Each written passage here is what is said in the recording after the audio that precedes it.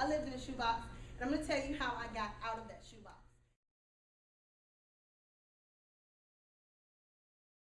Her boots made her confident. She was confident. She stepped out. You knew if you were a criminal and she came on the scene, you might as well just drop and roll. Drop and roll, because she was nothing but fire, and you were going to get good. Okay, so with that said, I want to let you look inside my shoebox. Okay. So in my shoebox, the place that I lived, are some boots. These are my boots. They can shift around, get flipped around, but what's not going to happen to them in this box? Not going to fall out. They are secure. They are secure. So I lived in my shoebox because of certain things that were in my shoebox. Family pressures. Okay, I see a couple of you. Okay.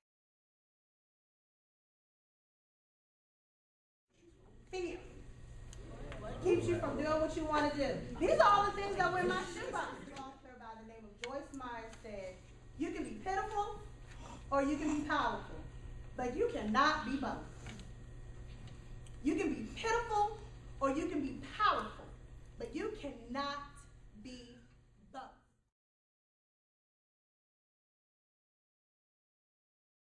Days later, after I saw Mark at that lunch, this book was done. It was selling for $10 in 2001. How many years ago was that? 10. 10 years ago. This book is now worth $25. It is a collectible item.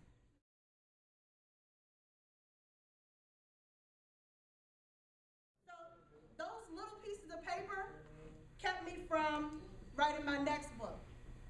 In 2001, after that one was done, I started writing about a man by the name of Gerald Black Sacks Washington. Never met him before in my life, but I thought he was a cool cat. He was in Florida, moved to Maryland, played the saxophone, worked with children. The female character lived in Maryland, pretty powerful, sharp kind of girl. 2004. Met a man in Florida, played the saxophone. The saxophone was black, cool cat. I lived in Maryland, pretty successful. 2008, I married the person I didn't even know about before I met him. It's my husband.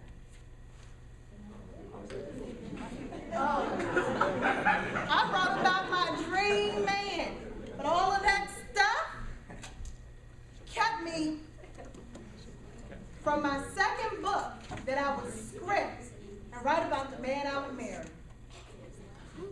Wrote this in 2001, met him in 2004. Are you listening to me? Wrote this in 2001, met him in 2004. All that stuff in your shoebox keeps you from getting to the things that were already yours. Remember, my biggest resource was God, and he had the people in position. He was waiting on me. All that stuff kept me from getting another goal. I said, God, just give me one person who's going to believe in me. And he sent me Trey Chaney from The Wire. Trey Chaney plays the character Poop on The Wire. Trey Chaney was making a movie with my cousin Greg in Richmond. God, people, and position. They were waiting on me. Trey Chaney, and I'll give you a chance to ask your question. Trey Chaney needed somebody to help him write his book. Oh, what does that say? The Truth You Can't Betray, in collaboration with Yolanda D. Coleman. Oh, that's me.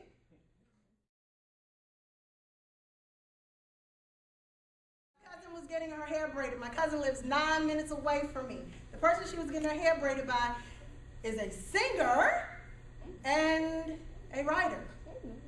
And she wanted to sing. God, position, people. My husband has a studio. He's a musician. She comes over and has a music session. In addition to that, she wants to write a book. All that stuff kept me from producing her book.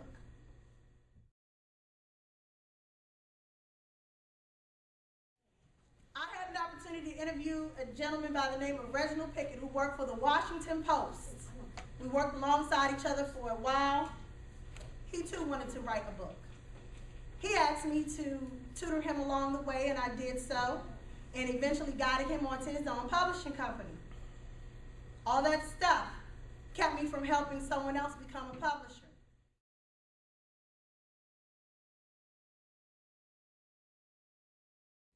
All that stuff clouded everything that my family members probably didn't even know was in me. Last year when my dad was here, we said we were working on his book. My dad's book. Because I had a whole bunch of stuff, and realizing at that very point that everything that I needed and everything that I wanted was already there. God, people, position. I didn't let my circumstances cloud me, but for so long. And eventually, I had to take my glasses off and put on my Wonder Woman suit. And I had to put everything that I needed into place so that I could be the most powerful person I could be. And I put my boots on. And I said, you know what?